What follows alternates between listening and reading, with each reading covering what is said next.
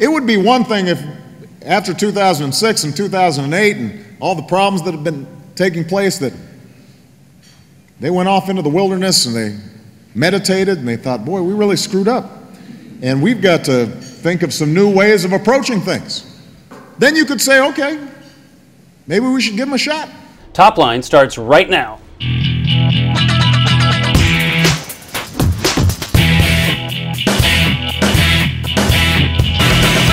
Welcome to ABC News Top Line. I'm Jonathan Carl. And I'm Zach Wolf. Each day we bring you the completely unscripted, unvarnished, unrehearsed news of all things political. And with that, Zach, what is your top line?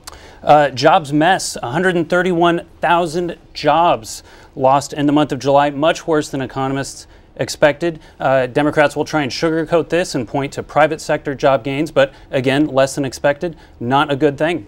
Undoubtedly bad news. The economy, the economic recovery is still going on, but it's sluggish. The other thing that happened, of course, today is you had Christina Romer, the chairman of the President's Council of Economic Advisors, resigning. Now, Zach, this is one thing where you might think cause and effect, but no, I am told and I believe that this is strictly for personal reasons. They had expected her to leave. She's going back to California, and she's probably in line to head the San Francisco Fed, which isn't a bad job either. Next up, social insecurity. Very critical statement this week from the Social Security Administration. For the first time, Social Security will now be paying out more in benefits than it is taking in payroll taxes. That's a really significant point that should be marked, Zach. This is going to happen next year.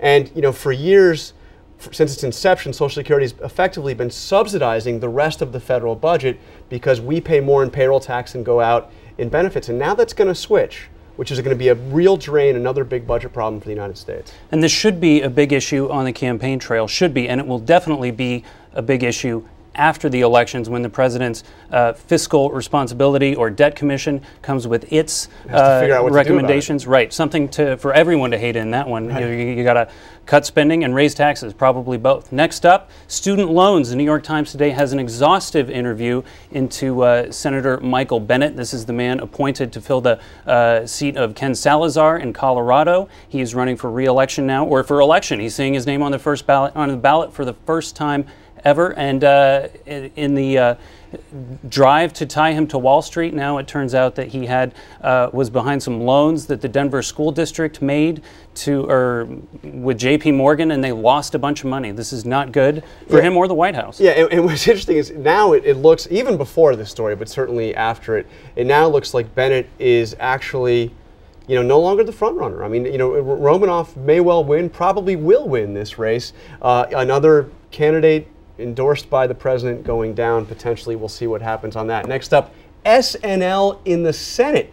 Mitch McConnell was giving his closing speech yesterday on Elena Kagan, and he didn't like what the presiding officer was doing. The presiding officer was Al Franken, SNL veteran, was apparently making faces and audibly gasping while McConnell was criticizing Elena Kagan, and he reprimanded him. He went up to him and he said afterwards, "This is not SNL, this is the United States Senate." And check this out. We have Al Franken actually issued an apology for his behavior as the presiding officer, saying he is entitled to give his speech with the presiding officer just listening respectfully.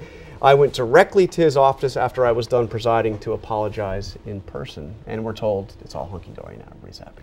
But he ended up writing a handwritten note, and I wonder if there's a doodle on there. We've seen his ability to doodle with Jeff Sessions earlier this year. No doubt. Now we have our very special guest, Christiane Amanpour, this week. We're happy to have you back. Good to be back, John. And you've got the commander in Iraq, Ray Odierno. Yeah, we have. On Sunday. We decided that this is obviously a massive, important situation for the United States. Yeah. Particularly since President Obama gave a speech about Iraq, talked about the drawdown at the end of this month. And so knowing also that things are not quite wrapped up and tidily terminated there. There is no government. The election was in March. There has been a big spike in violence. Obviously, it's much better than it was in 06, 07, etc. But this has been a very violent month, very deadly month, the last month, July. And we want to get a reality check from Ray Odierno. Also, we want to talk about combat stress, which we do with General Pete Corelli. Vice Chief of Staff of the Army. Yeah. And also somebody who's got a lot of experience in Iraq. Yes, who I covered for years there. But I mean, is it your sense that the administration is going to, they haven't quite said mission accomplished? No, I mean, they haven't. Nobody's going to do that again. But the president has gone out and he said, I made a promise, I kept a promise. They have really been out, they actually all month they want to be touting this success. But is there a risk? I mean, as you mentioned, there's a lot undone. If you take it from the perspective first of the Iraqi people, on the one hand, we want our country back, we want an end to occupation. On the other hand, we're afraid.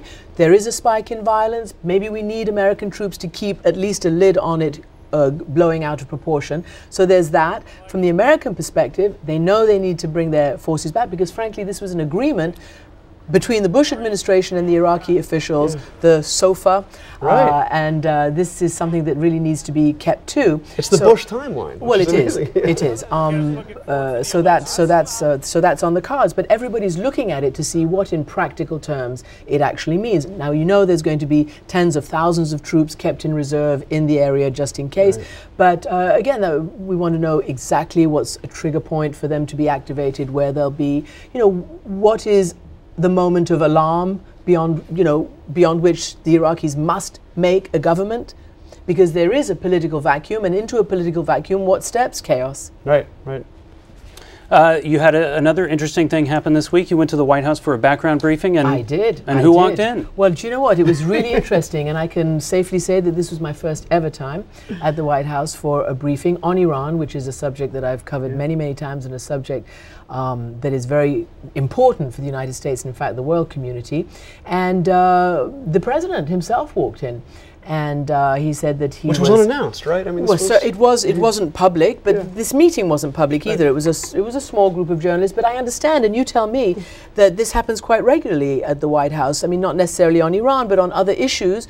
You're brought in to have sort of a status report and have the White House version of what goes on. Yeah, usually the president doesn't drop in, but maybe not. I mean, look, I don't know. I was delighted. You know, it was the first time I'd ever shaken his hand. It was really interesting to hear his first-hand view of what's happening regarding negotiations on Iran.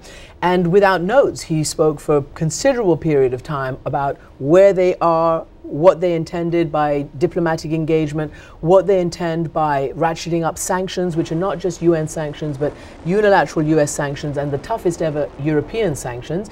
And in response to a question, the president said that they had detected, quote, rumblings that the sanctions currently imposed are perhaps causing some disquiet in Iran, and that Iran perhaps didn't realize and didn't count on this amount of pressure being levied against them, didn't certainly count on Russia and China being on board. So all of this, obviously, from the administration's perspective, was a status report that showed them ratcheting up the pressure while still keeping the door open to diplomatic engagement, but particularly in the context of what they call the P5+1, which is the permanent 5 plus Germany, talking about the nuclear issue. Something also started under President Bush. But is it your sense that the president still holds open realistically the idea that while he is president, we will see direct one-on-one negotiations? Yeah, I mean, there wasn't really direct negotiations under the first President Bush, although there was a meeting between, I believe it was Bill Burns at that time in Geneva. Burns or Bill Burns? Yeah,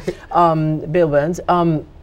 And Bill Burns again met with the Iranians in the latest round of talks over the uranium swap, the nuclear swap.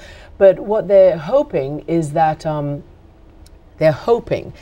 public statements from Iran saying that they would like to come in and potentially start the negotiations again on the nuclear issue will come forth after Ramadan, which is meant to end. But they say they haven't had any direct approach from Iran regarding this. Wow. And you know, I think also that what was really interesting was some of the technical information that we got from some of the experts on sanctions, the economic sanctions, on nuclear and arms control, and on other administration officials. But it was very interesting indeed. And the sum total of where they feel they are is that yes, these sanctions are potentially going to bite, but they don't know whether that cost-benefit analysis perhaps being made in Iran right now will outweigh what may be an ideological nationalistic commitment to nuclear weapons. Yeah, so there's a lot of regardless. unknowns, and that's always been the frustrating thing about Iran. You know, 30 years of estrangement with no regular dialogue, you're guessing a lot. And that's the issue, and that's why people who favor diplomatic engagement say, at least we have to know what our adversary is thinking. Yeah, What are it's the red lines or the green lines or whatever lines? an enigma wrapped in a riddle or whatever. Wow. So Christiane Amanpour, we look forward to seeing this week. Thank you. On Sunday Thank you with very much. Ray Odierno and Peter Crow. Thank you for coming on Top And Line. thank you for having me. Thank you.